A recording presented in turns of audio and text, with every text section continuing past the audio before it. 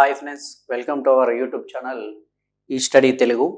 మనం సంఖ్యా వ్యవస్థకు సంబంధించి గతంలో ఒక క్లాస్ జరిగింది ఆల్రెడీ. ఆ క్లాస్లో మనం ఏం మాట్లాడుకున్నామంటే అంకెలు అంటే ఏంటి, సంఖ్యలు అంటే ఏంటి, మరియు సంఖ్యలలో సంఖ్యా సమితులు ఏమేమి ఉన్నాయి, సహజ సంఖ్యా సమితి, పూర్ణాంకాల సమితి, పూర్ణ సంఖ్యల సమితి, అకర్ణీయ సంఖ్యా సమితి మరియు కర్ణీయ సంఖ్యా సమితి. వాస్తవ సంఖ్యా సమితిలో ఇవన్నీ ఒక భాగం అయితే కర్ణీయ సంఖ్యా సమితి మన కర్ణీయాలకి డిఫరెన్స్ అనేది ఉంటుంది. మన అకర్ణీయాలలో ఇవన్నీ కూడా అకర్ణీయ సంఖ్యా సమితికి చెందినవి ఉంటాయి. మరి అకర్ణీయ సంఖ్యా సమితి యొక్క ధర్మాలు ఏమేమి ఉన్నాయి, సాంద్రత ధర్మం గురించి కూడా చెప్పుకున్నాం. అదేవిధంగా కర్ణీయ సమితి యొక్క ధర్మాలు ఏమేమి ఉన్నాయి అవి కూడా చెప్పుకున్నాం. అకర్ణీయ సంఖ్య, కర్ణీయ సంఖ్యలు రెండు కలిస్తే లేదా భేదిస్తే, గుణిస్తే, భాగిస్తే ఏమవుతుంది, లేదా రెండు కర్ణీయ సంఖ్యల్ని ప్లస్ కానీ మైనస్ కానీ ఇంటూ కానీ డివైడెడ్ బై చేస్తే ఎలాంటి సంఖ్యలు వస్తాయి అనేటటువంటి అంతవరకు కూడా మన క్లాస్ అయింది. మరి ఇదైన తర్వాత మనకు సంఖ్యలలో రెండు రకాలు ఉంటాయండి. సంఖ్యలలో రెండు రకాల సంఖ్యలు ఉంటాయి. ఏంటంటే సరి సంఖ్యలు, బేసి సంఖ్యలు.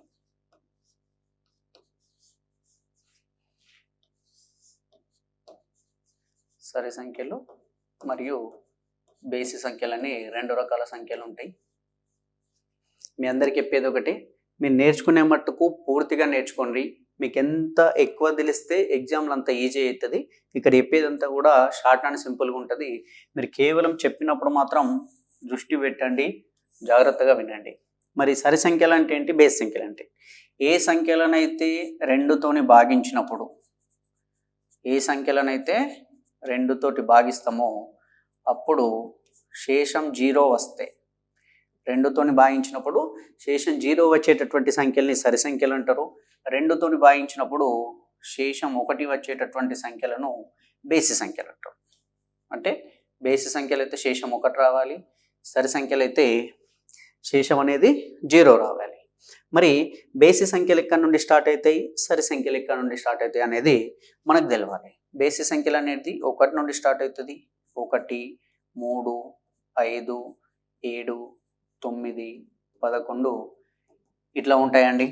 అదే సరి సంఖ్యలకు వస్తే 2 నుండి స్టార్ట్ అవుతాయి. ఇక్కడ చాలా జాగ్రత్తగా వినాలి. ఈ 0ని తీసుకొచ్చి సరి సంఖ్యలలో పెట్టద్దు. సరి సంఖ్యలు అనేది 2 నుండి స్టార్ట్ అవుతుంది. 2, 4, 6, 8, 10, 12 ఇట్లా సరి సంఖ్యలు అనేటివి ఉంటాయి. మరి బేసి సంఖ్యలు ఉన్నాయి, సరి సంఖ్యలు ఉన్నాయి. సరి సంఖ్యలు సాధారణంగా ఏ రూపంలో ఉంటాయంటే 2n రూపంలో ఉంటాయండి. సరి సంఖ్యల యొక్క సాధారణ రూపం ఇది. సరి సంఖ్యల యొక్క సాధారణ రూపం. మరి ఇది ఎందుకంటే ఈ n అనేది విలువ, n అనేది న్యాచురల్ నంబర్స్ కాబట్టి 1, 2, 3, 4 ఎంతన్నా తీసుకో. ఇప్పుడు ఫర్ ఎగ్జాంపుల్ n అనేది 3 తీసుకున్నామంటే 2, 3లో 6, 6 అనేది సరి సంఖ్య అవుతుంది. n అనేది నేను 7 తీసుకున్నా, 2 వల్ల 14, ఇది కూడా సరి సంఖ్యనే. n అనేది నేను 8 తీసుకున్నా, 2 16, ఇది కూడా సరి సంఖ్యనే. అంటే ఏమన్నట్టు, సరి సంఖ్యలు అనేటివి 2n రూపంలో ఉంటాయి. సరి సంఖ్యల యొక్క సాధారణ రూపం 2n. అదే బేసి సంఖ్యలకు వస్తే బేసి సంఖ్యలు ఏం కావాలి, ఈ 2nతో పోల్చినప్పుడు ఇప్పుడు n విలువ 1 తీసుకున్నాం అనుకోండి, 2n అయితే 2 × 1 2, మనకు 1 అనేది బేసి సంఖ్య కదా. అందుకే బేసి సంఖ్యల యొక్క సాధారణ రూపం 2n - 1 లేదా 2n - 1 లేదా 2n + 1.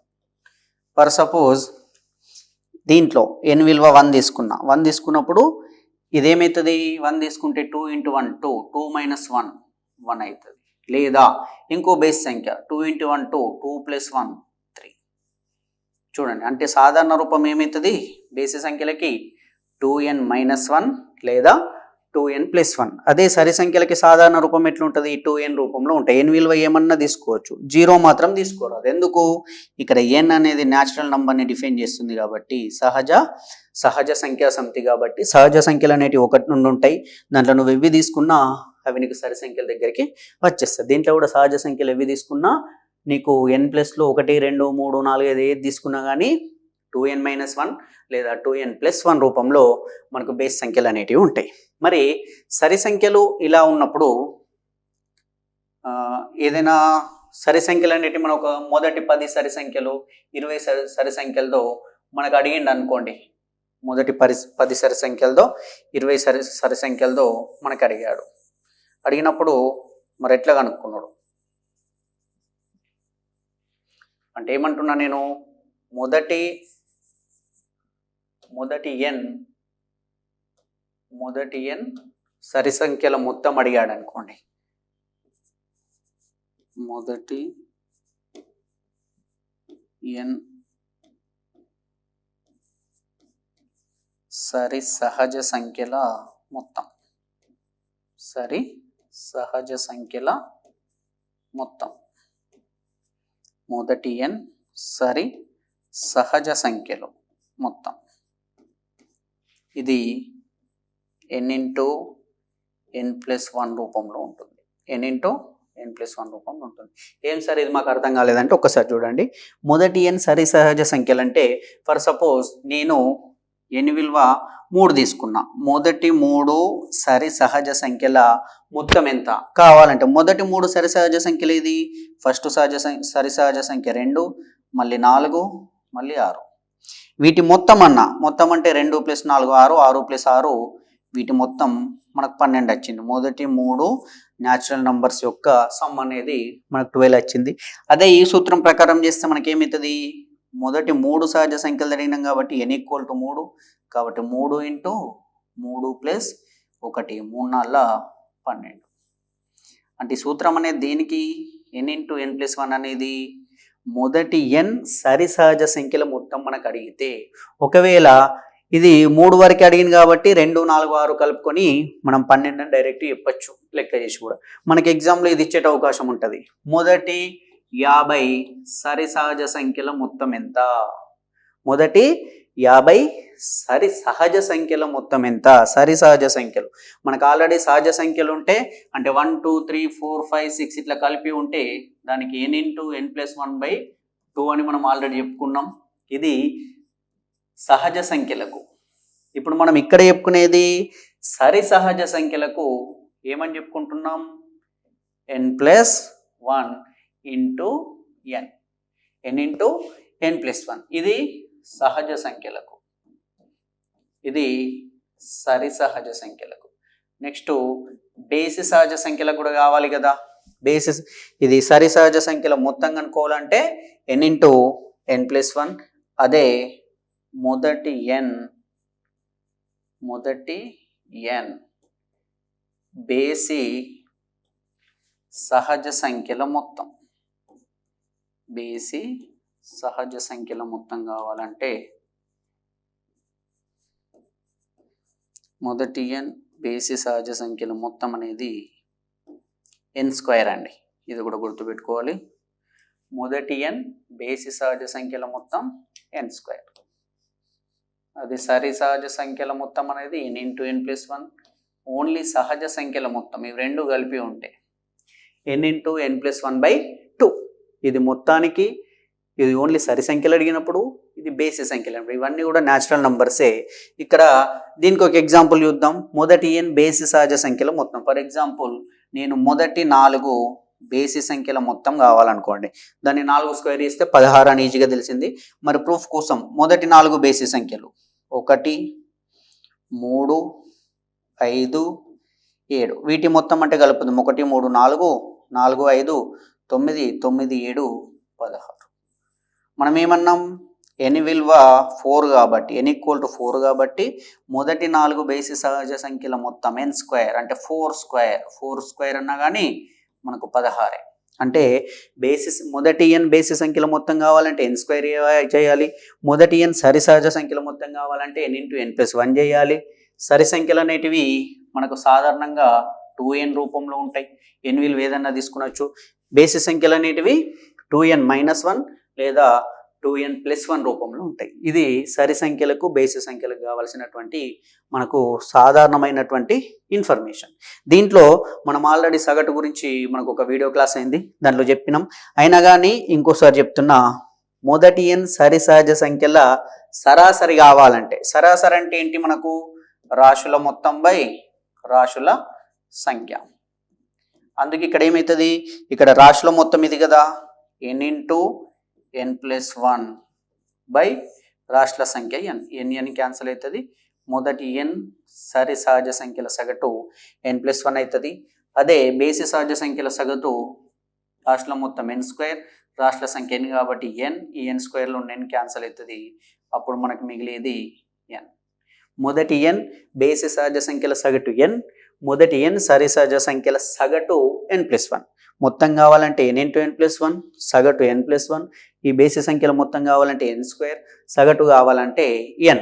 ఇది ఆల్రెడీ మనకు ఇంతకుముందు ఒక క్లాస్లో జరిగింది. ఓకే, నెక్స్ట్ చూద్దాం. నెక్స్ట్ ఇప్పుడు మనకు సరి సంఖ్యలు అయిపోయింది, బేసి సంఖ్యలు అయిపోయింది, వాటి గురించి మనకు తెలిసిపోయింది. నెక్స్ట్ మనకి ఏం తెలవాలంటే కారణాంకాలు. నెక్స్ట్ తెలవాల్సింది ఏంటి, కారణాంకాలు. ఈ కారణాంకాలు గుణిజాలు చాలా ఇంపార్టెంట్ అండి. మనకి ఇవి తెలిస్తేనే LCM HCF తెలుస్తుంది, అంటే కసాగు గసాబా తెలుస్తుంది. వాటి మీదకి వెళ్ళి మనకు ప్రాబ్లమ్స్ రెగ్యులర్గా వస్తున్నాయి. కారణాంకాలు అంటే వీటిని భాజకాలు అని కూడా అంటారు. వీటిని ఏమంటారు, భాజకాలు అంటే భాగించేటివి. ఏదైనా ఒక సంఖ్యను ఇచ్చినప్పుడు దాన్ని ఏ సంఖ్యలు అయితే భాగిస్తాయో ఆ సంఖ్యలు అన్నీ కూడా ఆ ఇచ్చినటువంటి సంఖ్యకు కారణాంకాలు అవుతాయి. అంటే ఏమన్నట్టు, ఒక సంఖ్య ఇచ్చిండు మనకు 18 అనేది. 18 యొక్క కారణాంకాలు రాయాలంటే 18ని ఏ సంఖ్యలు భాగిస్తాయో అవన్నీ కూడా 18కి కారణాంకాలు అవుతాయి. అంటే ఏమన్నట్టు, 1 తోటి 18 భాగించబడుతుంది. 1 18ల 18 కాబట్టి 1 అనేది 18కి కారణాంకం. నెక్స్ట్ చూసుకోవాలి, 2 9ల 18 కాబట్టి 2 అనేది కారణాంకం అవుతుంది. 3 6ల 18 కాబట్టి 3 అనేది కూడా కారణాంకం అవుతుంది. 4ని చూస్తే 4 ఎక్కంలో 18 రాదు కాబట్టి 4 కారణాంకం కాదు. 5 ఎక్కంలో రాదు కాబట్టి 5 కాదు. నెక్స్ట్ 6 3ల 18 కాబట్టి 6 కూడా కారణాంకం అవుతుంది. 7 కాదు, 8 కాదు, 9 2ల 18 కాబట్టి 9 అవుతుంది. మళ్ళీ నెక్స్ట్ 18 కూడా అవుతుంది. 18 1ల 18 కాబట్టి 18 కూడా అవుతుంది. అట్లనే ఇంకొక ఎగ్జాంపుల్ చూద్దాం. 32కు కారణాంకాలు రాద్దాం అనుకోండి. దీనికి 1 32ల 32, 2 16ల 32, 3 ఎక్కంలో రాదు, 4 8ల 32, 5 ఎక్కం రాదు, 6 రాదు, 7 రాదు, 8 8 4ల 32. అట్లనే మళ్ళీ 8 తర్వాత 16 2ల 32, మళ్ళీ 32 1లో 32. అంటే ఇప్పుడు 18 యొక్క కారణాంకాలు 1 2 3 6 9 18. అట్లనే 32 యొక్క కారణాంకాలు 1 2 4 8 16 32. అంటే కారణాంకం అంటే ఏమో, ఆ సంఖ్యను ఏ సంఖ్యలైతే నిశ్శేషంగా భాగిస్తాయో, అంటే భాగించినప్పుడు శేషం అనేది 0 రావాలి, శేషం అనేది ఏం మిగలదు. అట్లా మిగలకపోతే అవి కారణాంకాలు అవుతాయి లేదా భాజకాలు అవుతాయి. మరి ఇక్కడ అబ్జర్వ్ చేయండి, 18 యొక్క కారణాంకాలు తీసుకున్నా, 32 యొక్క కారణాంకాలు తీసుకున్నా, మరే సంఖ్య యొక్క కారణాంకాలు తీసుకున్నా ఆ కారణాంకాలలో మొదటి కారణాంకం 1 అవుతుందండి. మొదటి కారణాంకం 1 అవుతుంది. ఇక్కడ మనకు ఒక విషయం అర్థమైంది. 1 అనేది ప్రతి సంఖ్యకు 1 అనేది ప్రతి సంఖ్యకు కారణాంకం అవుతుంది. 1 అనేది ప్రతి సంఖ్యకు కారణాంకం అవుతుంది మరియు అదే అతి చిన్న కారణాంకం. అదే అతి చిన్న కారణాంకం. అంటే అతి చిన్న కారణాంకం ఏది, ఏ సంఖ్యనన్నా తీసుకో, ఏ సంఖ్య కన్నా అతి చిన్న కారణాంకం అదే. అదే విధంగా నెక్స్ట్ అబ్జర్వ్ చేద్దాం. ఇప్పుడు 18 యొక్క కారణాంకాలు అన్నీ చూస్తే చివరికి వచ్చినటువంటి కారణాంకం ఏది, 18. 32 యొక్క కారణాంకాలు అన్నీ చూసినా చివరికి వచ్చినటువంటి కారణాంకం 32. అంటే దాని అర్థం ఏమన్నట్టు, ప్రతి సంఖ్య దానికదే, ప్రతి సంఖ్య దానికదే కారణాంకం అవుతుంది. ప్రతి సంఖ్య దానికదే కారణాంకం అవుతుంది మరియు కారణాంకాలన్నింటిలో అతి పెద్ద కారణాంకం అదే సంఖ్య. కారణాంకాలన్నింటిలో అతిపెద్ద కారణాంకం అదే సంఖ్య. ఇప్పుడు 18 యొక్క పెద్ద కారణాంకం ఏదంటే 18, 32 యొక్క పెద్ద కారణాంకం ఏదంటే 32. చిన్న కారణాంకాలు ఏవంటే ఒకటి అనేది ప్రతి దానికి కారణాంకం అవుతుంది. మరియు కారణాంకాలన్నింటిలో అతి చిన్న కారణాంకం 1. ప్రతి సంఖ్య దానికి అదే కారణాంకం అవుతుంది. కారణాంకాలన్నింటిలో అతిపెద్ద కారణాంకం అదే సంఖ్య. నెక్స్ట్ కారణాంకాలు తెలిసినాయి, ఇవి తెలిసినాయి. మళ్ళీ ఉమ్మడి కారణాంకాలతోటి మనకి LCM HCF ఉమ్మడి కారణాంకాలు గుణిజాలతో వస్తుంది. ఆ తర్వాత చూద్దాం. దీని తర్వాత మనకి ఏం తెలవాలంటే గుణిజాలు తెలవాలండి. గుణిజాలు, కారణాంకాలు తెలవాలి, గుణిజాలు తెలవాలి. కారణాంకాలు అంటేనేమో ఫ్యాక్టర్స్ అంటారు వీటిని, కారణాంకాలని. ఈ గుణిజాలు అంటేనేమో మల్టిపుల్స్, గుణించుడు అన్నట్టు. అంటే ఏమన్నట్టు, మనకు 3 యొక్క గుణిజాలు రాయాలనుకోండి, 3 ఎక్కం రాస్తే సరిపోతుంది. 3 యొక్క గుణిజాలు కావాలంటే ఇగో 3 1 3, 3 2 6, 3 3 9, 3 4 12, 3 5 15, 3 6 18, 3 20 60, 3 90 270. ఇట్లా 3 యొక్క గుణిజాలు ఎన్నన్నా రాసుకుంటూ వచ్చు. అవన్నీ కూడా 3 యొక్క గుణిజాలు అవుతాయి. మనకు ఫర్ సపోజ్ 19 యొక్క గుణిజాలు రాయమంటే 19 1 19, 19 2 38, 19 3 57, 19 4 76, 19 5 95, 19 6 114 ఇట్లా రాసుకుంటూ పోతాం. అంటే గుణిజం అంటే ఏమి, కారణాంకం అంటే ఏంటి, ఫస్ట్ మనకు తేడా తెలియాలి. కారణాంకం అంటే దాన్ని భాగించేది, గుణిజం అంటే గుణించేది. ఎగ్జామ్లో నాన్ మ్యాథ్స్ వాళ్ళు ఎవరన్నా ఉంటే కారణాంకం వచ్చిందో గుణిజం వచ్చిందో కన్ఫ్యూజ్ అవుతూ ఉంటే గుణిజం దీంట్లోనే ఉంది, గుణించు అని దీంట్లోనే ఉంది. దేని గుణిజం కావాలంటే దాన్ని 1 2 3లతో ఆ ఎక్కం చదువుకుంటూ పోతే దాని యొక్క గుణిజాలు వచ్చేస్తాయి. కారణాంకాలు లేదా భాజకాలు, కారణాంకాలు అన్న భాజకాలు అంటే భాగించు, ఇచ్చినటువంటి సంఖ్యని ఏదేదైతే భాగిస్తుందో నిశ్శేషంగా అవన్నీ కూడా కారణాంకాలు అవుతాయి. గుణిస్తే ఏమేమి వస్తాయో అవన్నీ కూడా గుణిజాలు అవుతాయి. ఇది కారణాంకాలు గుణిజాలకు సంబంధించింది. దీని తర్వాత మనకు చాలా ఇంపార్టెంట్ టాపిక్ ఉందండి. ఏమంటే ఎప్పుడు ఎగ్జామ్లో వస్తూ ఉంటుంది. ఫస్ట్ మనకు తెలవాల్సింది అంటే మోస్ట్ ఇంపార్టెంట్ ఇది. ఇప్పుడు ఎగ్జామ్లో దీని మీద ప్రశ్నలు వస్తూనే ఉంటాయి. టెట్ తీసుకోండి, మీ డిఎస్సి తీసుకోండి, ఎలాంటి కాంపిటేటివ్ ఎగ్జామ్ తీసుకోండి, దీనికి సంబంధించినటువంటి ప్రశ్న కంపల్సరిగా ఉంటుంది. అదే ప్రధాన సంఖ్యలు. ఏంటవి? ప్రధాన సంఖ్యలు, ప్రైమ్ నంబర్స్, ప్రధాన సంఖ్యలు, ప్రైమ్ నంబర్స్. మరి ప్రధాన సంఖ్యలు అంటే ఏంటి? ప్రధాన సంఖ్యలు అంటే ఏంటంటే ప్రధాన సంఖ్యల కంటే ముందు మనకు కారణాంకాలు తెలవాలి. కారణాంకాలు అనేవి ఆల్రెడీ తెలిసినాయి. ఇచ్చినటువంటి సంఖ్యను ఏవేవైతే భాగిస్తాయో అవన్నీ కూడా ఆ సంఖ్య యొక్క కారణాంకాలు అయితే అని చెప్పుకున్నాం. మరి ప్రధాన సంఖ్యలు అంటే ఏమంటే ఇచ్చినటువంటి సంఖ్యకు కేవలం 2 కారణాంకాలు మాత్రమే ఉంటాయి. ఏదైనా ఇచ్చినటువంటి సంఖ్యకు కేవలం 2 కారణాంకాలు మాత్రమే ఉంటే, కేవలం ఎన్ని ఉండాలి కారణాంకాలు? 2. అంటే కారణాంకాల సంఖ్య 2 అయితే మాత్రమే, 2 కారణాంకాలు మాత్రమే ఉంటే, ఇచ్చినటువంటి సంఖ్యకు కేవలం 2 కారణాంకాలు మాత్రమే ఉంటే ఆ సంఖ్య ప్రధాన సంఖ్య అవుతుంది. దీన్ని ఇంకో విధంగా చెప్పాలంటే ఇచ్చినటువంటి సంఖ్యకు 1 మరియు అదే సంఖ్య, ఇచ్చినటువంటి సంఖ్యకు 1 మరియు అదే సంఖ్య కారణాంకాలు అవుతాయి. 1 మరియు అదే సంఖ్య కారణాంకాలు అవుతాయి. ఆ సంఖ్యని ప్రధాన సంఖ్య అంటారు. అంటే దీని అర్థం ఏం? మనం ఇంతకుముందు 18 యొక్క కారణాంకాలు చెప్పుకున్నాం. 18కి దాదాపు ఒక 5-6 కారణాంకాలు వచ్చినాయి. 32 కూడా ఒక 5-6 కారణాంకాలు వచ్చినాయి. ఇక్కడ ఏమంటుండు? ప్రధాన సంఖ్య కావాలంటే ఇచ్చినటువంటి ఆ సంఖ్యకు కేవలం 2 కారణాంకాలే ఉండాలి. అవేవేవి? 1 అన్న కావాలి, లేదా అదే సంఖ్య అన్న కావాలి. ఇట్లా అయితే మాత్రమే అది ప్రధాన సంఖ్య అవుతుంది, లేకపోతే కాదు. మరి ఎగ్జాంపుల్ చూద్దాం ప్రధాన సంఖ్యలు కావడానికి. ఎగ్జాంపుల్, ఫస్ట్ ప్రధాన సంఖ్య 2, లేదా మొదటి సరి ప్రధాన సంఖ్య కూడా 2. మనకు మొదటి ప్రధాన సంఖ్య అడిగినా కానీ, మొదటి ప్రధాన సంఖ్య ఏదైనా అడిగినా కానీ, లేదా మొదటి సరి ప్రధాన సంఖ్య ఏదైనా అడిగినా కానీ దాని యొక్క ఆన్సర్ 2. మొదటి ప్రధాన సంఖ్య 2, మొదటి సరి ప్రధాన సంఖ్య కూడా 2. ఎందుకు 2 అవుతుంది? 2 అనేది మరి రూల్స్ని పాటిస్తుందా లేదా చూస్తే 2 యొక్క కారణాంకాలు రాసినాం అనుకోండి. 1 2లో 2, 2 1లో 2. 2 అనే దానికి 2 కారణాంకాలు ఉన్నాయి.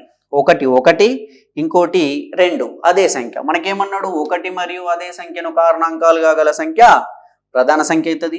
దీనికి 2 కారణాంకాలే ఉన్నాయి. 1 ఉంది, మరి అదే సంఖ్య ఉంది. అదేవిధంగా నెక్స్ట్ 3 అండి. 3కు కూడా 1 కారణాంకం అవుతుంది, 3 అవుతుంది. 1 మరియు అదే సంఖ్యను కారణాంకాలుగా గల సంఖ్య ప్రధాన సంఖ్య అవుతుంది. నెక్స్ట్ 4 తీసుకుందాం. మన 4 ప్రధాన సంఖ్య అవుతుందా లేదా చూస్తే 1 4 4, 2 2 4, 4 1 4. ఇచ్చినటువంటి సంఖ్యకు 1 మరియు అదే సంఖ్య కారణాంకాలు ఉన్నాయి. కానీ ఏమన్నాడు? కేవలం 2 కారణాంకాలు ఉండాలి, అవి 2 ఉండాలి. ఇక్కడ ఒకటి ఎక్స్ట్రా ఉంది.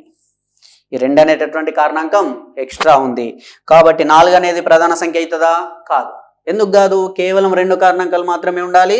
ఒకటి అదే సంఖ్య కావాలి, ఇంకోటి ఒకటే కావాలి. కానీ ఇక్కడ మధ్యలో వేరే సంఖ్య కూడా దీనికి కారణాంకమైంది కాబట్టి 4 అనేది మనకు ప్రధాన సంఖ్య కాదు. మరి ఇట్లా మొదటి నుంచి ప్రధాన సంఖ్యలు ఇవేవి ఉన్నాయి మనకు మెయిన్గా అంటే 1 నుంచి 100 వరకు ఉన్నటువంటి ప్రధాన సంఖ్యలు ఇవేవి, అవి ఎన్ని, 1 నుంచి 10 వరకు ఎన్ని, 10 నుంచి 20 ఎన్ని, ఇట్లా కూడా అడగచ్చు. ఎందుకంటే మనం ఆల్రెడీ చెప్పుకున్నాం ప్రతి ఒక్క మార్క్ అనేది మనకు చాలా ఇంపార్టెంట్. మనకు 1 మార్కు తోటి ఉద్యోగాలు కోల్పోతున్నటువంటి వాళ్ళు, అంటే పాయింట్లలోనే కోల్పోతున్నటువంటి వాళ్ళు చాలామంది ఉన్నారు కాబట్టి దీన్ని చాలా జాగ్రత్తగా వినాలి. మరి ప్రధాన సంఖ్యల గురించి ఇది చెప్పుకునే ముందు ప్రధాన సంఖ్యల మీద చాలా వరకు ప్రయోగాలు చేసి మరియు ప్రధాన సంఖ్యల కోసమే మరియు ప్రధాన సంఖ్యల కోసమే తన జీవితం మొత్తాన్ని దారబోసినటువంటి గొప్ప భారతీయ శాస్త్రవేత్త ఉన్నాడు. అతనే శ్రీనివాస రామానుజన్. ఇతని గురించి కూడా మనకి ఎగ్జామ్లలో వస్తుంది. ఆల్రెడీ ఇంతకుముందు టెట్లో కూడా అడగడం జరిగింది. శ్రీనివాస రామానుజన్కి సంబంధించినటువంటి ప్రశ్నలు. శ్రీనివాస రామానుజన్ 1887 డిసెంబర్ 22వ తేదీన ఈరోడ్లో జన్మించాడు. ఈ డేట్ ఎందుకు చెప్తున్నాం అంటే మనకి ఎగ్జామ్లో అడగచ్చు, గణిత దినోత్సవాన్ని, జాతీయ గణిత దినోత్సవాన్ని ఏ రోజు జరుపుకుంటారంటే డిసెంబర్ 22. ఎందుకు? ఆ రోజు శ్రీనివాస రామానుజన్ జన్మించాడు కాబట్టి. మరి శ్రీనివాస రామానుజన్ యొక్క గొప్పతనం ఏంటి, ప్రధాన సంఖ్యలకు అతనికి ఉన్నటువంటి సంబంధం ఏంటంటే ఫస్ట్ సంబంధం చూడండి. శ్రీనివాస రామానుజన్ సంఖ్యని 1729ని పిలుస్తారు. 1729ని శ్రీనివాస రామానుజన్ సంఖ్యని పిలుస్తారు. అదేవిధంగా గత క్లాస్లో చెప్పేటప్పుడు 6174 ఇది కాప్రేకర్ స్థిరాంకం అండి. ఏంటిది? కాప్రేకర్ స్థిరాంకం. మన భారతీయ గణిత ఉపాధ్యాయుడైనటువంటి రామచంద్ర కాప్రేకర్ డెమ్లో సంఖ్యలు, సెల్ఫ్ సంఖ్యలు, హర్షిద్ నంబర్ ఇవన్నీ కనుక్కున్నటువంటి రామచంద్ర కాప్రేకర్ పేరు మీద అతను ఈ నంబర్కి అతనికి చాలా సంబంధం ఉంటుంది. ఎట్లయితే శ్రీనివాస రామానుజన్కి 1729తో ఉందో అట్లనే 6174 అనేది కాప్రేకర్ స్థిరాంకం. కింది వాటిలో కాప్రేకర్ స్థిరాంకం ఏది అని ఆల్రెడీ గత టెట్లో అడగడం జరిగింది. ఇంతకుముందు ఎగ్జామ్లో ఆల్రెడీ వచ్చింది.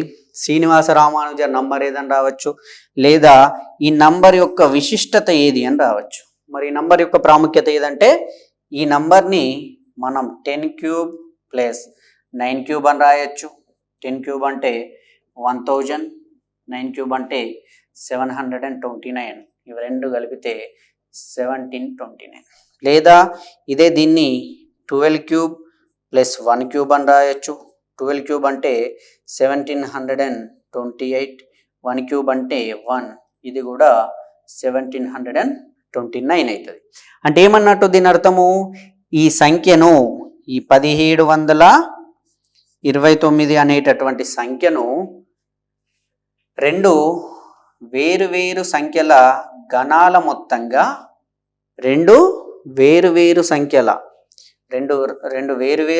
గణాల మొత్తంగా రెండు వేరు విధాలుగా రాయగలిగే అతి చిన్న పూర్ణాంకం ఇది. రెండు వేరు సంఖ్యల గణాల మొత్తంగా రెండు వేరు విధాలుగా రాస్తున్నాం. అట్లా రాయగలిగే అతి చిన్న పూర్ణాంకం ఇది.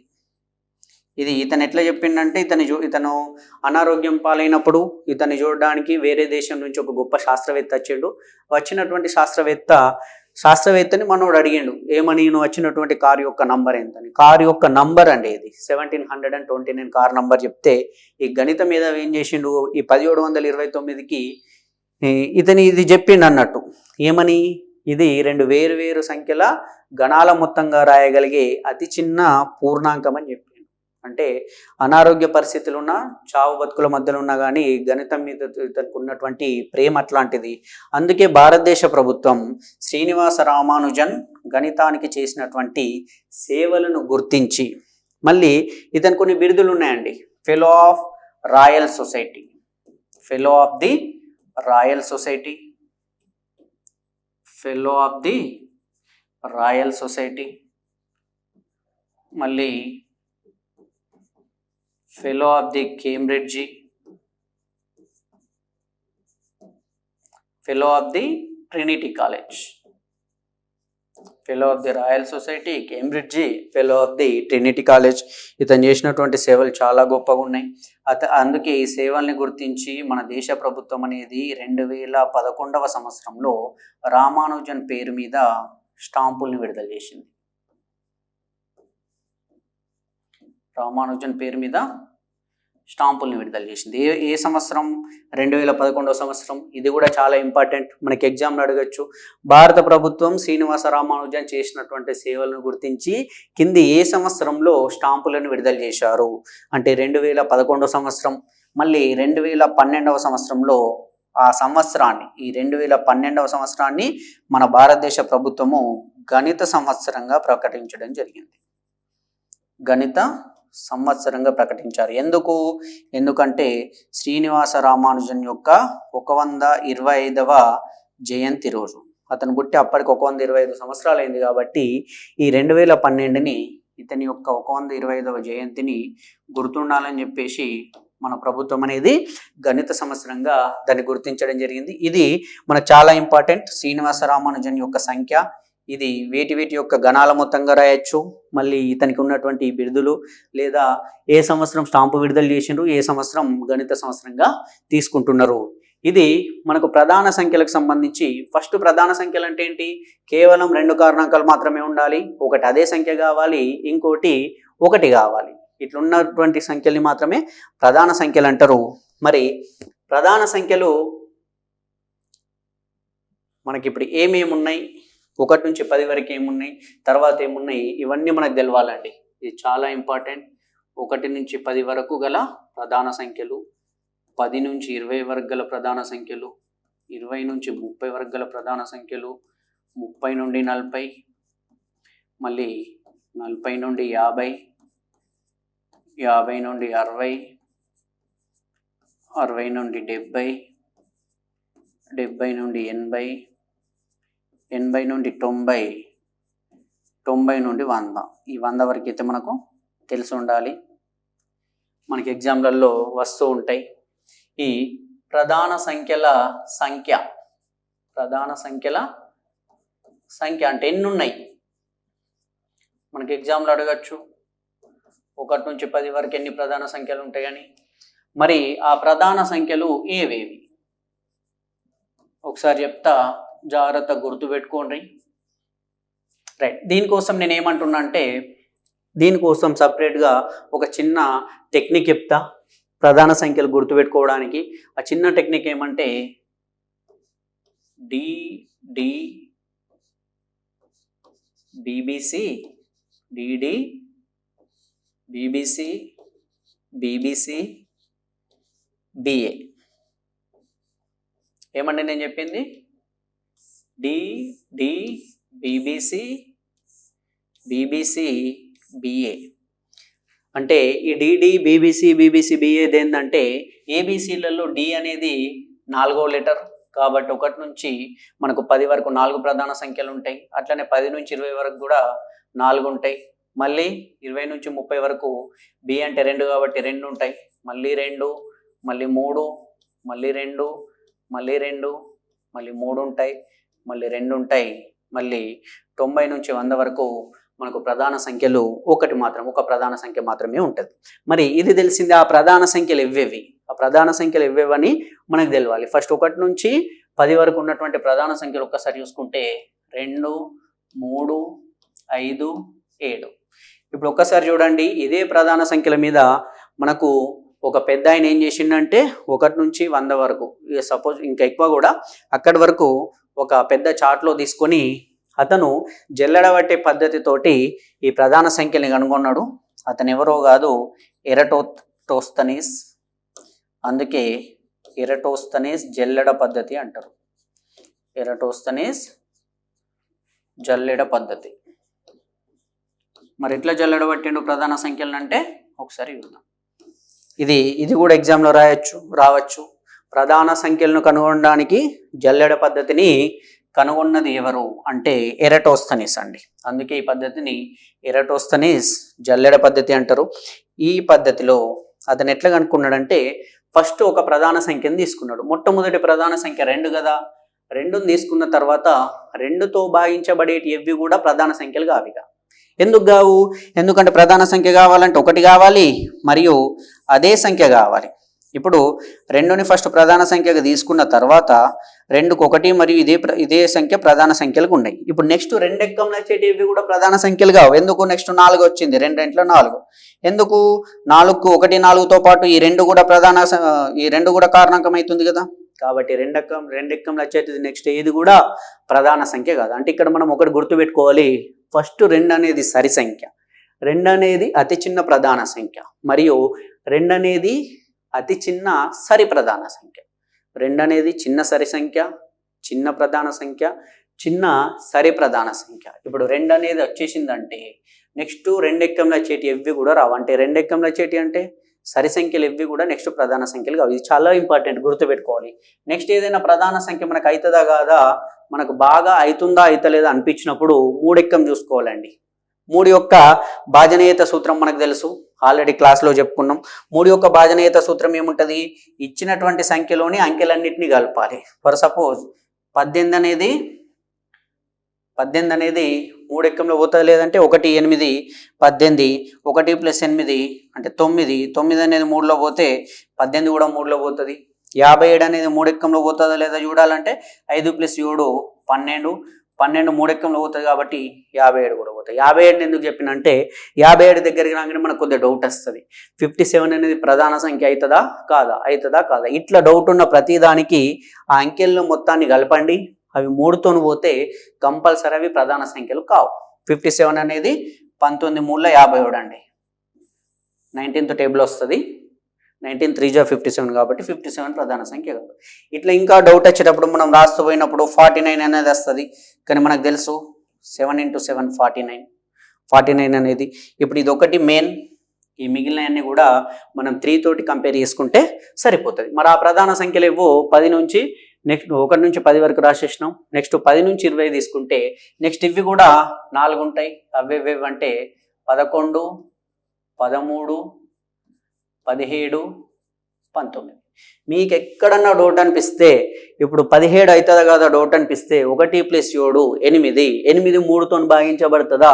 లేదు, కాబట్టి ప్రధాన సంఖ్య అవుతుంది. మనకి ఇంకా ఎక్కడ 49 తప్ప మిగిలినవన్నీ కూడా 3తో కంపేర్ చేసుకుంటే సరిపోతుంది. అవుతుందా లేదా మనకి ఈజీగా తెలుస్తుంది. నెక్స్ట్ 20 నుంచి 30 వరకు 2 ప్రధాన సంఖ్యలు ఉంటాయి. అవి నెక్స్ట్ మనకు సరి సంఖ్యలు ఎవి కావు. అందుకే మనం ఒక 10 నుంచి 20 నుంచి 30 వరకు 10 సంఖ్యలు ఉంటే దాంట్లోకి 5 సంఖ్యలు మనకు ఆల్రెడీ మైనస్ అయిపోయినాయి. ఎందుకంటే సరి సంఖ్యలు కావు. ఎందుకు? 2తో భాగించబడతాయి కాబట్టి. నెక్స్ట్ ఉన్నాయి చూసుకోవాలి. 21 పోదు, 2 + 1 3, 3 ఎక్కంలో పోతుంది, 3 × 21 23. నెక్స్ట్ 23, 24 కాదు, 25 కాదు, 26 కాదు, 27 కాదు, 28 కాదు, 29. నెక్స్ట్ 29. మళ్ళీ నెక్స్ట్ ఉన్నటువంటి ప్రధాన సంఖ్యలు 30 నుంచి 40 వరకు 31 మరియు 37, ఇవి కూడా 2 ఉంటాయి. 40 నుంచి 50 వరకు 41, 43 మరియు 47. ఇక్కడనే 49 అవుతుందేమని మనం ఫ్లోలో పోతున్నప్పుడు మనకు ఒక డౌట్ వస్తుంది ఎగ్జామ్లో. కాబట్టి 7 ఏళ్ళ 49 ఇది ఒకటి గుర్తుపెట్టుకోండి. మిగిలిన దాన్ని 3తో కంపేర్ చేసుకోండి. 3 ఎక్కంలో పోతలేదంటే అది వేరే దాంతో పోదిగా. రైట్. నెక్స్ట్ 50 నుంచి 60 వరకు 2 ఉన్నాయి. అవేవి మరి 53, 51 అనుకున్నారు. 51 అనేది 5 + 1 6. 6 అంటే 3 ఎక్కంలో పోతుంది. 17 మూల 51 కాబట్టి కాదు. నెక్స్ట్ 53 మరియు 59. 57 కూడా కాదు, ఆల్రెడీ 19 మూల 57 వస్తుంది. నెక్స్ట్ 60 నుంచి 70 వరకు ఉన్నటువంటి 61, 67. 70 నుంచి 80 వరకు 71, 73 మరియు 79. నెక్స్ట్ 80 నుంచి 90 వరకు 2 ఉంటాయి. అవి 83,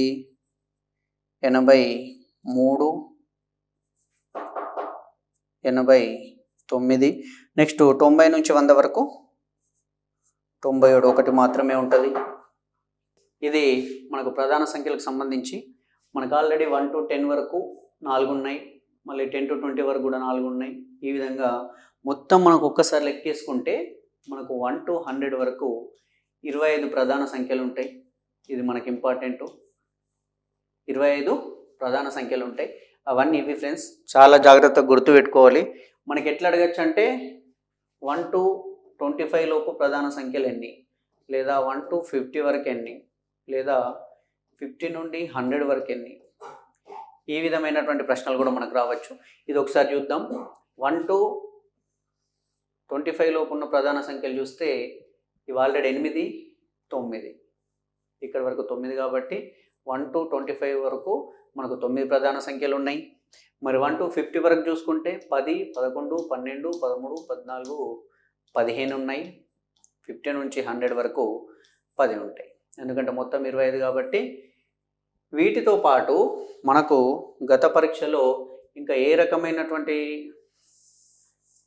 క్వశ్చన్ వచ్చిందంటే,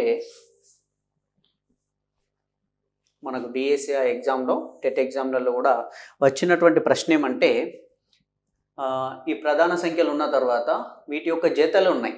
ప్రధాన సంఖ్యలు కవల ప్రధాన సంఖ్యల జతల సంఖ్య ఎంత అని అడిగాడు. కవల ప్రధాన సంఖ్యల జతల సంఖ్య.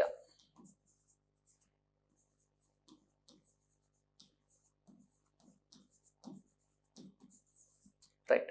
మరి మనకు కవల ప్రధాన సంఖ్యలు అంటే ఏంటి ఫస్ట్ తెలవాలి. కవల ప్రధాన సంఖ్యలు అంటే ఏ 2 ప్రధాన సంఖ్యల మధ్య భేదం అనేది 2 ఉందో ఆ ప్రధాన సంఖ్యల్ని కవల ప్రధాన సంఖ్యలు అంటారు. కవల అంటే ట్విన్ ప్రైమ్ నెంబర్స్ అంటారు వీటిని. అంటే భేదం 2గా గల ప్రధాన సంఖ్యలను కవల ప్రధాన సంఖ్యలు అంటారు. ఇవన్నీ ప్రధాన సంఖ్యలు కదా. మరి వీటిలో ఏ ప్రధాన సంఖ్యల మధ్య భేదం 2 ఉందో ఒకసారి చూద్దాం. ఇప్పుడు 3కి 5కి మధ్య ఉన్నటువంటి భేదం 2 కాబట్టి 3, 5 అనేది ఒక ప్రధాన సంఖ్యల జత అవుతుంది. అదేవిధంగా 5, 7, మళ్ళీ 11, 13, మళ్ళీ 17, 19, మళ్ళీ 29, 31, మళ్ళీ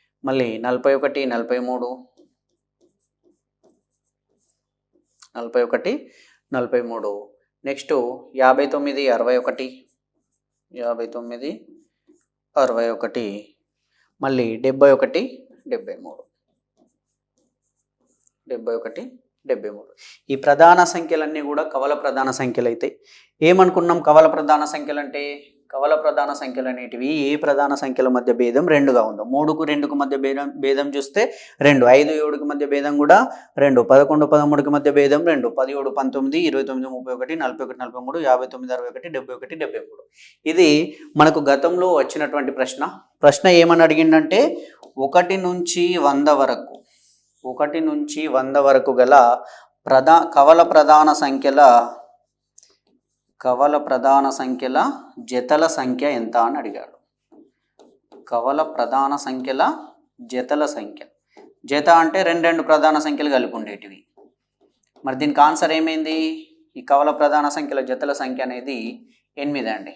1 నుంచి 100 వరకు గల కవల ప్రధాన సంఖ్యల జతల సంఖ్య 8.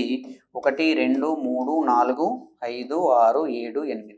ఇది ఆల్రెడీ గతంలో వచ్చినటువంటి ప్రశ్న. ఇప్పుడు 1 నుంచి 50 వరకు గల కవల ప్రధాన సంఖ్యల జత అని అడగచ్చు, అవి 6. మరి 50 నుంచి 100 వరకు గల కవల ప్రధాన సంఖ్యల జత అని అడగచ్చు, అవి 2. ఈ పైన ఉన్నటువంటి 6, ఇవి 6 కూడా 1 నుంచి 50 వరకు గల కవల ప్రధాన సంఖ్యల జత. ఈ కింద ఉన్నటువంటి 2 కూడా 50 నుంచి 100 వరకు గల కవల ప్రధాన సంఖ్యల జత. మనకు ఫస్ట్ ప్రధాన సంఖ్యలు అంటే ఏం చెప్పుకున్నాం?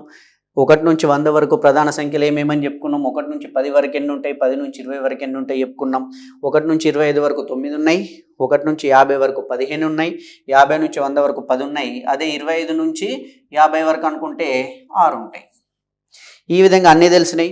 మళ్ళీ కవల ప్రధాన సంఖ్యలు అన్నాం. కవల ప్రధాన సంఖ్యలు అంటే ఏ ప్రధాన సంఖ్యల మధ్య భేదం అనేది, డిఫరెన్స్ అనేది 2 ఉంటుందో ఆ ప్రధాన సంఖ్యల్ని కవల ప్రధాన సంఖ్యలు అంటారు.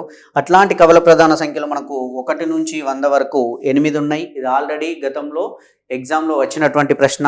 ఈ కవల ప్రధాన సంఖ్యలు సంఖ్య 8, 1 నుంచి 50 వరకు తీసుకుంటే 6 ఉంటాయి, 50 నుంచి 100 వరకు తీసుకుంటే మనకు 2 ఉంటాయి. సో ఫ్రెండ్స్, నెక్స్ట్ చూద్దాం. కవల ప్రధాన సంఖ్యలు అయిన తర్వాత నెక్స్ట్ ఉండేది సాపేక్ష ప్రధాన సంఖ్యలు. సాపేక్ష ప్రధాన సంఖ్యలు లేదా పరస్పర ప్రధాన సంఖ్యలు లేదా వీటిని సహప్రధాన సంఖ్యలు అని కూడా అంటారు. సాపేక్ష లేదా పరస్పర లేదా సహప్రధాన సంఖ్యలు. ఇది కూడా ప్రధాన సంఖ్యలలో ఒక రకమైనటువంటి ప్రధాన సంఖ్యలే. ఈ సాపేక్ష ప్రధాన సంఖ్యలు అంటే ఏంటంటే ఏ సంఖ్యలకైతే లేదా ఏ సంఖ్యలైతే ఒకటిని మాత్రమే ఉమ్మడి కారణాంకంగా కలిగి ఉంటాయో, ఒకటిని మాత్రమే ఉమ్మడి కారణాంకంగా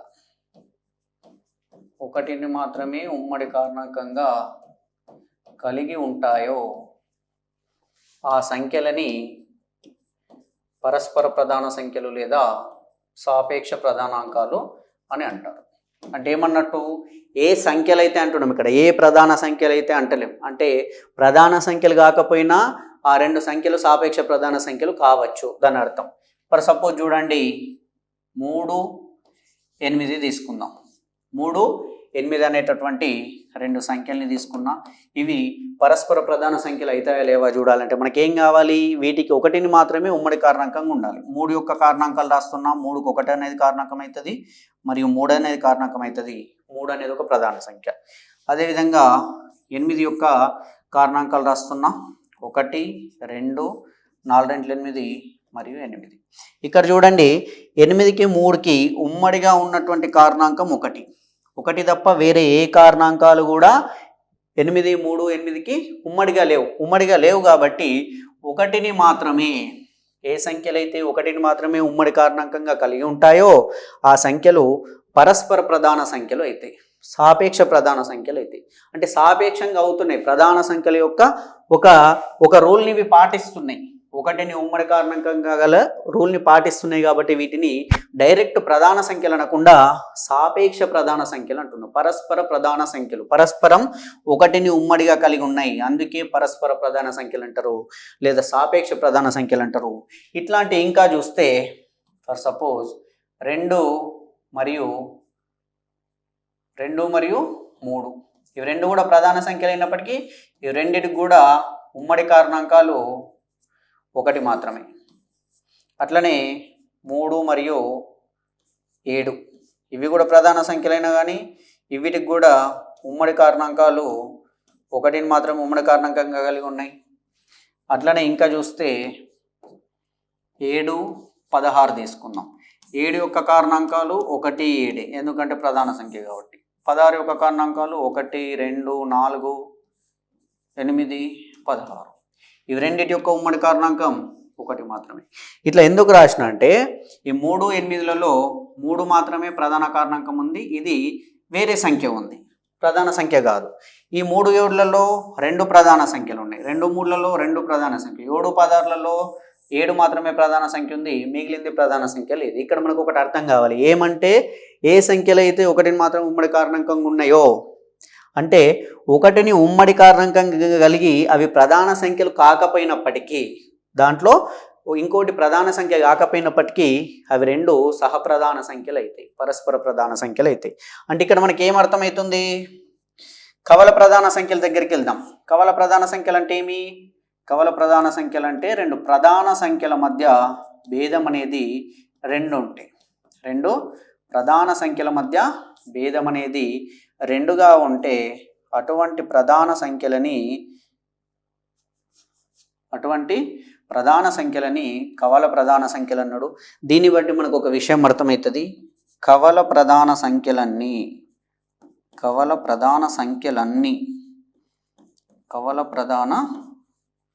సంఖ్యలన్నీ సాపేక్ష ప్రధాన సంఖ్యలు అవుతాయి.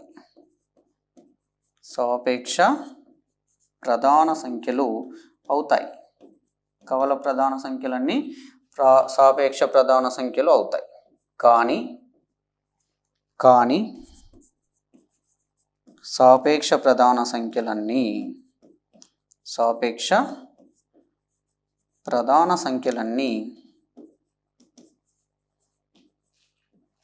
కవల ప్రధాన సంఖ్యలు కావు, కవల ప్రధానాంకాలు కావు. ప్రధానాంకాలన్నా ప్రధాన సంఖ్యలన్నా ఒకటే.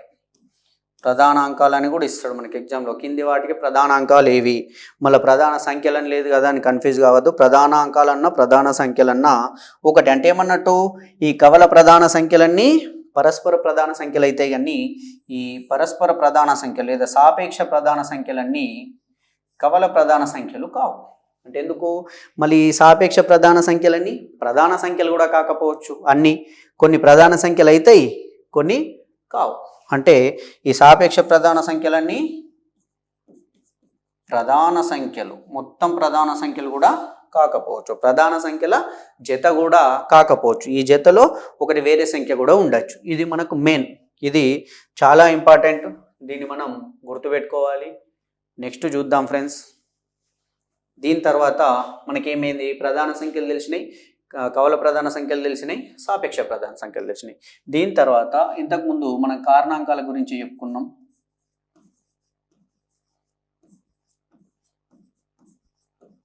నెక్స్ట్ కారణాంకాల సంఖ్య ఎంత అని అడుగుతాడు. ఇది చాలా ఇంపార్టెంట్. కారణాంకాల సంఖ్య ఎంత అని అడుగుతాడు. ఏదైనా ఒక సంఖ్య ఇచ్చి ఈ సంఖ్యకు గల కారణాంకాల సంఖ్య ఎంత. ఫర్ ఎగ్జాంపుల్ మనం కనుక్కుంటే, ఎగ్జాంపుల్ పరంగా మనం ఏదైనా ఒకటి 16 అనే సంఖ్య తీసుకుంటే దీనికి ఎన్ని కారణాంకాలు ఉన్నాయి అని అనుకుంటే, 1 కారణాంకం అవుతుంది, 2 అవుతుంది, 4 అవుతుంది, 8 అవుతుంది, 16 అవుతుంది. దీని యొక్క కారణాంకాల సంఖ్య 5 మనం చెప్పినాం. ఎందుకు, 16 అనే చిన్న ఉంది కాబట్టి చేసినాం. లేదు ఇంకోటి ఇచ్చిండి ఏదో 36 యొక్క కారణాంకాల సంఖ్య ఎంత అంటే 1, 2, 3, 4, 6, మళ్ళీ 9, 12, 18, 36. దీని కారణాంకాల సంఖ్య 1, 2, 3, 4, 5, 6, 7, 8, 9. ఇక్కడి వరకు కూడా చేసినాం అనుకుందాం. అంటే ఏమంటుండు, ఎన్ని కారణాంకాలు ఉంటాయి అన్నట్టు. కారణాంకాల సంఖ్య అంటే ఇట్లా ఏవైనా చిన్న అడిగితే చేయగలుగుతాం, ఇంత పెద్దది అడిగితే మనకి ఇది ప్రాబ్లమేటిక్గా ఉంటుంది. ఏదైనా పెద్ద సంఖ్య ఇచ్చి కూడా దీని యొక్క కారణాంకాల సంఖ్య ఎంత అని అడగచ్చు. అట్లా అడిగినప్పుడు కారణాంకాల సంఖ్యని ఎట్లా కనుక్కోవాలంటే సింప్లెస్ట్ మెథడ్గా, ఫర్ సపోజ్ మనకి ఏదైనా ఒకటి అడిగిండు, 420 యొక్క కారణాంకాల సంఖ్య ఎంత అని ఎగ్జామ్లో మనకు వచ్చింది. 420 యొక్క కారణాంకాల సంఖ్య ఎంత అనేది మనకు అడిగితే, ఈ కారణాంకాల సంఖ్యని కనుక్కోవాలంటే ఫస్ట్ ఇచ్చినటువంటి సంఖ్యని ప్రధాన సంఖ్యల లబ్ధంగా రాసుకోవాలి. ఇచ్చినటువంటి సంఖ్యని ఏవైతే ప్రధాన సంఖ్యలు వస్తాయో వాటి లబ్ధంగా రాసుకోవాలి. మనకు దీన్ని ఫస్ట్ చూడండి, 7 6 42 కదా, 7 ప్రధాన సంఖ్య కదా, కాబట్టి 7 × 60. మళ్ళీ ఇదే 60ని 7 × 3 × 20 అని రాయొచ్చు. 3 కూడా ప్రధాన సంఖ్యని. దీన్ని 7 × 3 × 2 × 2 10ల 20 కాబట్టి మళ్ళా 10ని 2 × 5 అని రాయొచ్చు. ఇక్కడ చూద్దాం, 7 ముళ్ళ 21, 21 2 42, 42 ఇంటూ 5 రెంట్ల 10 కాబట్టి 420. అంటే 420ని 7 ఇంటూ 3 ఇంటూ 2 ఇంటూ 2 ఇంటూ 5 ప్రధాన సంఖ్యల లబ్ధంగా రాసినాం. అంటే ఏమైంది, దీన్నే 7 ఇంటూ 3 ఇంటూ 2 ఇంటూ 2 స్క్వేర్ కదా, 2 స్క్వేర్ ఇంటూ 5. ఇక్కడ మిగిలిన అన్నిటికీ ఘాతం ఒకటే ఉన్నట్టు, ఏం లేదంటే ఘాతం ఒకటి ఉన్నట్టు. ఇచ్చినటువంటి సంఖ్యని ప్రధాన సంఖ్యల లబ్ధంగా రాసుకొని వీటి యొక్క ఘాతాలు ఏవైతే ఉన్నాయో 7 యొక్క ఘాతం 1, దీనికి ఒకటి కలుపుకోవాలి, ఘాతాలకి ఒకటి కలపాలి, ఈ 1కి ఒకటి కలపాలి, ఈ 2 కదా 2కి ఒకటి కలపాలి, మళ్ళీ ఇక్కడ 5 కూడా ఘాతం ఒకటే కదా, ఈ 1కి ఒకటి కలపాలి. ఇట్లా కలిపి వీటిని గుణిస్తే ఇది 2, ఇది 2, ఇది 2 1 3, ఇది 3 2 1 1 1 2. ఇప్పుడు వీటిని గుణిస్తే 2 రెంట్ల 4, 4 మూల 12, 12 రెంట్ల 24. ఇది మనకు కావాల్సినటువంటి ఆన్సర్ వస్తుంది. అంటే ఏమన్నట్టు, ఇచ్చినటువంటి సంఖ్యను మనం ఫస్ట్ ఏం చేయాలి, ప్రధాన కారణాంకాల లబ్ధంగా రాయాలి. అంటే ఇంతకంటే ఇంకా విడగొట్టడానికి వీలు లేనట్టుగా రాయాలి. దీన్ని ఇంతకంటే ఇంకా చిన్న చేసి రాయరాదు.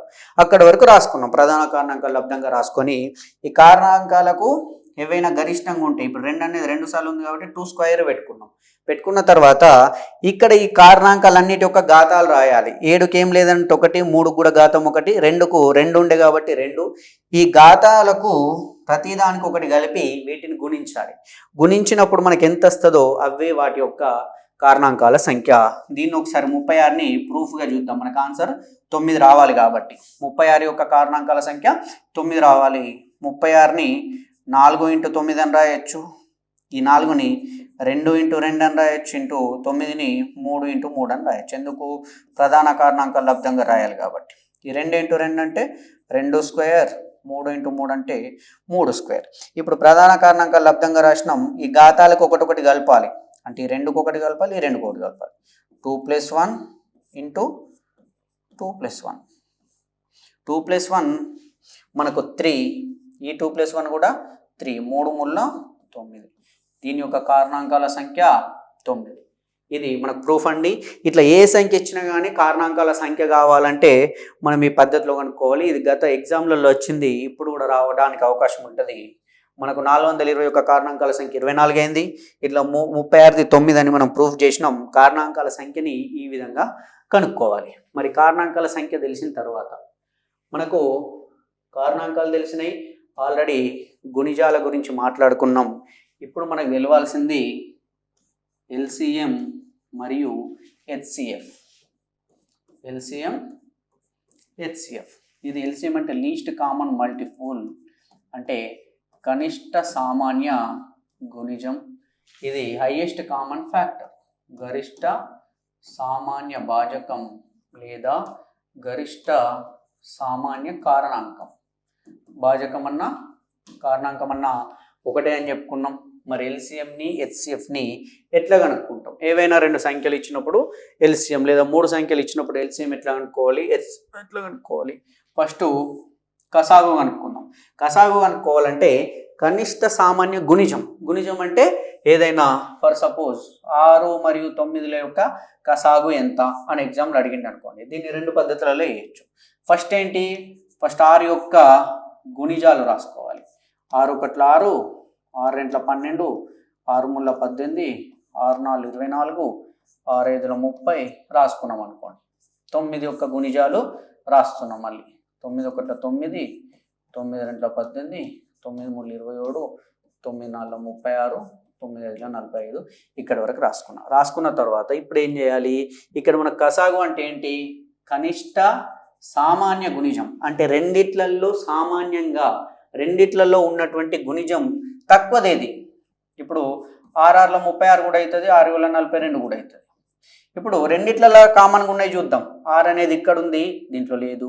12 ఇక్కడ ఉంది, ఇక్కడ లేదు. 18 దీంట్లో ఉంది, దీంట్లో ఉంది. 24 లేదు, 30 లేదు, 36 దీంట్లో ఉంది, దీంట్లో ఉంది. ఇట్లా చూసుకుంటూ పోతే ఇంకా చాలా ఉంటాయి కామన్గా. అంటే రెండిట్లలో కామన్గా ఉన్నాయి 18 మరియు 36. ఈ 2 కూడా 6 యొక్క గుణిజాలు, 9 యొక్క గుణిజాలు. 6 ఎక్కంలో 18 వచ్చింది, 9 ఎక్కంలో వచ్చింది, 6 ఎక్కంలో 36 వచ్చింది, 9 ఎక్కంలో వచ్చింది. ఇవి 2 కూడా మనకు ప్రాబబిలిటీ ఉంది ఆన్సర్ కావడానికి. ఏమన్నాడు? కాకపోతే కనిష్ట సామాన్య గుణిజం అన్నాడు. కాబట్టి కనిష్టంగా ఏది ఉంది? చిన్నదేది? ఈ రెండిట్లలో ఉమ్మడి గుణిజమైనటువంటి చిన్నది 18 కాబట్టి దీని యొక్క కసాగు 18 అవుతుంది. 18 అనేది మన ఆన్సర్. ఇది ఒక పద్ధతి. కాకపోతే ఇట్లా చేయాలంటే మనకు టైం పట్టచ్చు. లేదు ఇంకా తెలియాలంటే ఇదే కసాగు కోసం 6, 9లను ఇక్కడ తీసుకొని ప్రధాన సంఖ్యల లబ్ధంగా వీటిని రాసుకోవాలి. ప్రధాన సంఖ్య అంటే 2తోనన్నా 3తోనన్నా, 3 ఎక్కం 2 పోతాయి కదా, 3 2 6, 3 3 9. ఇంతకంటే చిన్నగా రాయరాదు. ఇప్పుడు ఇదేమవుతుంది? వీటిని గుణించుకోవాలి. 3 × 2 × 3. ఎక్కడి వరకు చిన్నగా రాస్తామో అక్కడి వరకు రాసుకోవాలి. 3 2 6, 6 3 18 కాబట్టి వీటి యొక్క కసాగు 18. వీటి యొక్క కసాగు ఎంత అవుతుంది? మనకు 18 అవుతుంది. ఇట్లా వేయచ్చు. లేదు ఇంకా అనుకుంటే 6ని 3 × 2 అని రాయొచ్చు, 9ని 3 × 3 అని రాయొచ్చు. ఇట్లా రాసుకున్నప్పుడు కసాగు అనేది ఏమంటే రెండిట్లలో సామాన్యంగా ఉన్నటువంటి ఈ రెండు సంఖ్యల్ని ప్రధాన సంఖ్యల లబ్ధంగా రాసినాం. 6ని ప్రధాన సంఖ్యల లబ్ధంగా 3 × 2 అని రాసినాం, 9ని ప్రధాన సంఖ్యల లబ్ధంగా 3 × 3 అని రాసినాం. ఈ రెండింటిని ప్రధాన సంఖ్యల లబ్ధంగా రాసుకుంటే ప్రతి ప్రధాన సంఖ్య యొక్క గరిష్ట ఘాతాలు, ప్రతి ప్రధాన సంఖ్య యొక్క గరిష్ట ఘాతాల ఆ లబ్ధాన్ని, ప్రతి ప్రధాన సంఖ్యని గరిష్ట ఘాతం ఉన్నటువంటి ప్రధాన సంఖ్యని తీసుకొని వాటి లబ్ధాన్ని మనకు కసాగనొచ్చు. ఇప్పుడు 3 × 2లో 3 యొక్క ఘాతం 1, 2 యొక్క ఘాతం 1. ఈ 3 × 3 అంటే ఈ 3 × 3ని 3 స్క్వేర్ అని రాయొచ్చు. ఇప్పుడు మనం ఏమనుకున్నాం? ప్రతి ప్రధాన సంఖ్య యొక్క గరిష్ట ఘాతం ఫస్ట్ 2 ఉంది, 2 యొక్క గరిష్ట ఘాతం 1 ఉంది కాబట్టి 2ని తీసుకున్నాం. మరియు 3 ఘాతం 1 ఉంది, ఇక్కడ 3 ఘాతం 2 ఉంది. ఎక్స్ట్రా ఉన్నది తీసుకోవాలి, ఎక్కువ దేనికుంటే అది తీసుకోవాలి. కాబట్టి 3 స్క్వేర్ వీటి యొక్క లబ్ధం అన్నాడు. 2 × 3 స్క్వేర్ అంటే 9, 2 9 18, 18 అనేది మన ఆన్సర్ అవుతుంది. మీరు ఈ పద్ధతిలో కనుక్కోవచ్చు ఫస్ట్ మెథడ్, లేదు ఈ పద్ధతిలో కనుక్కోవచ్చు సెకండ్ మెథడ్, లేదు ఈ పద్ధతిలో కనుక్కోవచ్చు థర్డ్ మెథడ్. అంటే ఇచ్చినటువంటి సంఖ్యని ప్రధాన కారణాంకాల లబ్ధంగా రాసి ప్రతి కారణాంకానికి గరిష్ట ఘాతాంకం ఏది ఉందో గరిష్ట ఘాతం ఉన్నటువంటి దాన్ని తీసుకొని వాటిని గుణిస్తే వచ్చేదే మనకు కసాగవుతుంది. లేదు ఈ పద్ధతిలో కూడా కనుక్కోవచ్చు. లేదంటే ఉమ్మడి కారణాంకాలు చూసి దాంట్లో ఏది తక్కువ ఉంటుందో ఉమ్మడిగా ఫస్ట్ ఏ కారణాంకం అయితే రెండింటికి వస్తుందో అదే దాని యొక్క కసాగవుతుంది. ఇప్పుడు మరి గసాబా అంటే ఏంటి? గుణిజాలు, గరిష్ట సామాన్య భాజకాలు. ఇక్కడ గుణిజాలు తీసుకున్నాం, మల్టిపుల్స్ అన్నాం, ఇక్కడ ఫ్యాక్టర్స్. ఇప్పుడు ఎల్సిఎం హెచ్సిఎఫ్. ఎల్సిఎం అంటేనేమో గుణిజం కావాలి, హెచ్సిఎఫ్ అంటేనేమో భాజకం కావాలి, ఫ్యాక్టర్స్ కావాలి. ఇప్పుడు 18 26ల గసాబా ఎంత? 18 26ల గసాబా అంటే ఎంత అంటే మనం ఏం చేయాలి? 18 యొక్క కారణాంకాలు రాయాలి. 1 2 మళ్ళీ 3 6 మళ్ళీ ఇంకేమవుతుంది 9 మళ్ళీ 18. అది 26కి రాస్తే 1 మళ్ళీ 2 మళ్ళీ 3 పోదు, 4 పోదు, 5 6 7 8 9 10 మళ్ళీ 13 మళ్ళీ 26. ఇప్పుడు గరిష్టంగా ఉన్నటువంటి సామాన్య, ఇక్కడ కూడా సామాన్య అంటే రెండిట్లలో ఉన్నది, ఇక్కడ కూడా సామాన్య రెండిట్లలో ఉన్నది. రెండిట్లలో ఉన్నది ఏది? 2 మాత్రమే. 2 కంటే పైన ఉన్నది ఏది కూడా లేదు, 2 కంటే కింద ఉన్నది కూడా ఉంది, 1 ఉంది. ఇప్పుడు ఈ వీటిలలో గరిష్టంగా ఉన్నది తీసుకోవాలి. గరిష్టంగా ఏది ఉంది? 2 కదా, కాబట్టి 2 అనేది వీటి యొక్క హెచ్సిఎఫ్ అవుతుంది. ఇంకొక ఎగ్జాంపుల్ చూద్దాం. 36కి మరియు 78కి, 36 78కి ఇట్లా గసాబా కనుక్కుంటే దీనికి 1 అవుతుంది, 2 3 4 6 మళ్ళీ 9 18 మళ్ళీ 36. దీనికి కారణాంకాలు కనుక్కుంటే 78కి 1 2 3 మళ్ళీ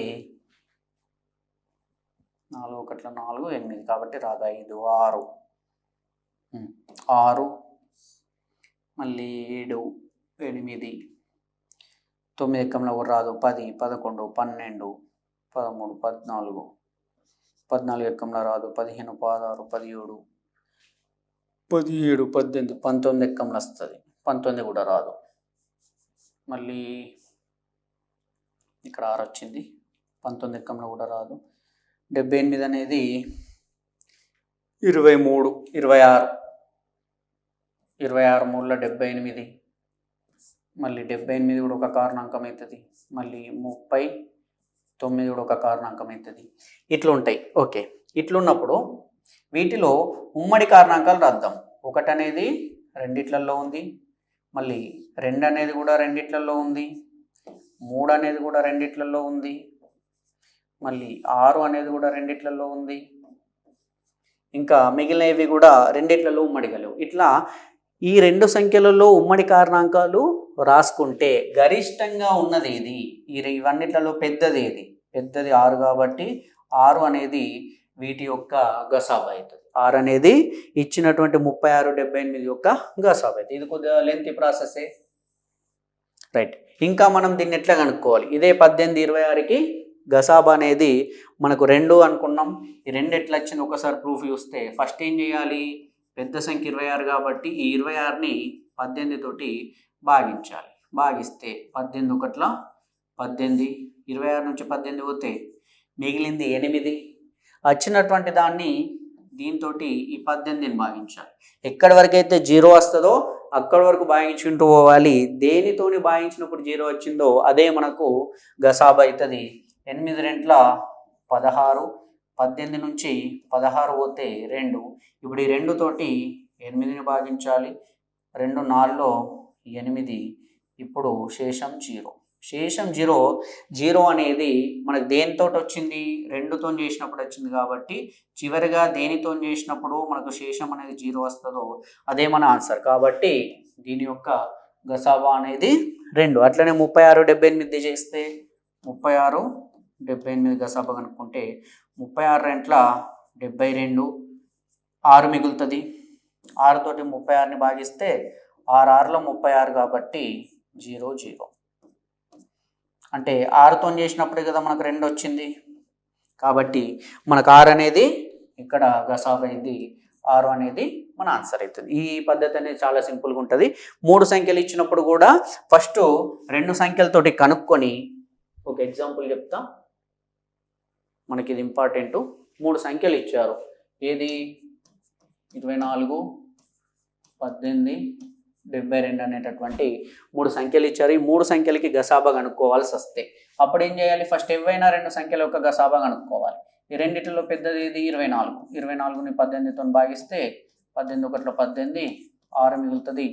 6 ఎక్కంలో 18 పోతుంది కాబట్టి 6 3లో 18, మిగిలింది 0.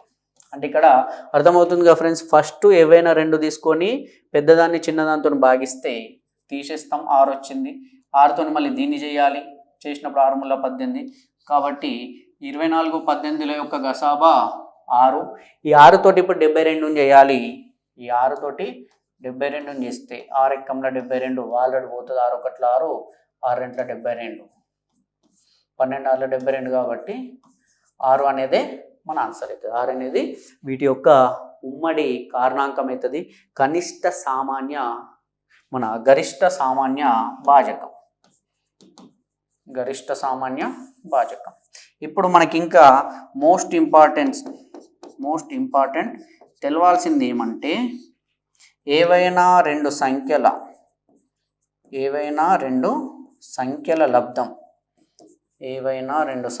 లబ్ధం అనేది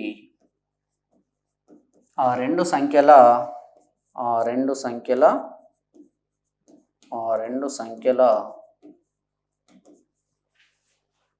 కసాగు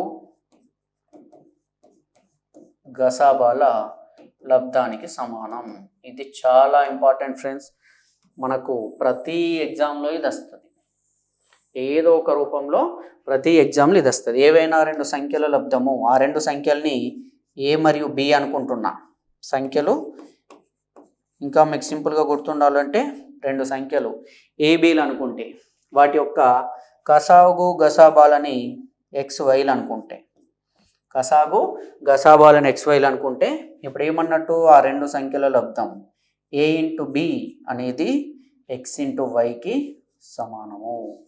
A ఇంటూ B అనేది XYకి సమానము అంటే ఆ రెండు సంఖ్యల లబ్ధం చేస్తే ఎంత వస్తుందో వాటి కసాగు గసాబాని లబ్ధం చేసినా కానీ మనకి ఎంత వస్తుంది. మనకి ఎగ్జామ్లో ఈ రెండిట్లకి వెళ్ళి ఈ రెండిట్లకి వెళ్ళి మొత్తం నాలుగిట్లకి వెళ్ళి ఏవైనా 3 విలువలు ఇస్తాడు, మిగిలిందని అనుకోమంటాడు. రెండు సంఖ్యల లబ్ధం ఇంత అని ఇస్తాడు ఏబీ విలువ, దాంట్లో ఒకదాని కసాగు ఇంత అయితే గసాబు ఎంత అని అడుగుతాడు. లేదా రెండు సంఖ్యల కసాగు గసాబాల లబ్ధం ఇంత అంటాడు, దాంట్లో ఒక సంఖ్య ఇదైతే ఇంకో సంఖ్య ఎంత అని అడుగుతాడు. ఇవన్నీ కూడా నెక్స్ట్ క్లాస్లలో మనకు ఏవైతే ఉంటాయో ప్రాబ్లమ్స్ ఉన్నప్పుడు ప్రాబ్లమ్స్ని మనం సాల్వ్ చేసేటప్పుడు దీని గురించి తెలుసుకుందాం. ఓకే ఫ్రెండ్స్, ఈరోజు మనకు ప్రధాన సంఖ్యలు, దాంట్లో ఉన్నటువంటి రకాలు, ప్రధాన సంఖ్యలలో 1 నుంచి 100 వరకు ఎన్ని ప్రధాన సంఖ్యలు ఉన్నాయి, అవి 1 నుంచి 10 వరకు ఎంత, 10 నుంచి 20 వరకు ఎంత, అట్లా 100 వరకు నేర్చుకున్నాం. దానికి ఒక కోడ్ కూడా చెప్పడం జరిగింది. దాని తర్వాత కారణాంకాలు, గుణిజాలు మరియు కసాగు గసాబాలు చెప్పుకున్నాం. ఇవన్నీ కూడా మనకి ఎగ్జామ్లో వచ్చే డిఫరెన్స్. సో రెగ్యులర్గా మన ఛానల్ని ఫాలో అవ్వండి. ఈ స్టడీ తెలుగు ఛానల్ని ఫాలో అవ్వండి, లైక్ చేయండి, మీ ఫ్రెండ్స్కి షేర్ చేయండి. కొత్త వాళ్ళు ఎవరైనా ఉంటే సబ్స్క్రైబ్ చేయండి. ఓకే ఫ్రెండ్స్, నెక్స్ట్ క్లాస్లో వీటికి సంబంధించి నెక్స్ట్ ఆల్రెడీ మనకు దీని తర్వాత వర్గాలు వర్గమూలాలకు సంబంధించింది ఉంది. అది ఆల్రెడీ ఒక వీడియో సపరేట్ చేసినాం మన ఛానల్లోనే. దాని తర్వాత దానికంటే ముందు భాజనీయత సూత్రాలు ఉన్నాయి, దాని మీద కూడా వీడియో అయింది. సరాసరికి సంబంధించినటువంటి వీడియో కూడా అయింది. నెక్స్ట్ వీటికి సంబంధించినటువంటి ఏదైనా టాపిక్ ఉంటే డిస్కస్ చేసుకొని మన 3వ తరగతి నుండి 3rd క్లాస్ నుండి 9th ఆర్ 10th వరకు దీనికి సంబంధించినటువంటి అంటే సంఖ్యా వ్యవస్థకు సంబంధించినటువంటి ఏ రకమైన ప్రశ్నలు ఉన్నా కానీ, అది భిన్నాలది కానివ్వండి, దశాంశ భిన్నాలది కానివ్వండి, లేదా మనకు వి బాడ్మస్ది కానివ్వండి, లేదా కసాగు గసాబాలది కానివ్వండి, సంఖ్యలది కానివ్వండి, వర్గాలు వర్గమూలాలు, గణాలు గణమూలాలు, ఏదైనా కానివ్వండి, దీనికి సంబంధించి 3rd నుంచి 9th 10th వరకు ఏవైతే ప్రాబ్లమ్స్ బుక్లో ఉన్నాయో వాటన్నిటిని కూడా మనం నెక్స్ట్ క్లాస్లో చెప్పుకుందాం. Okay friends.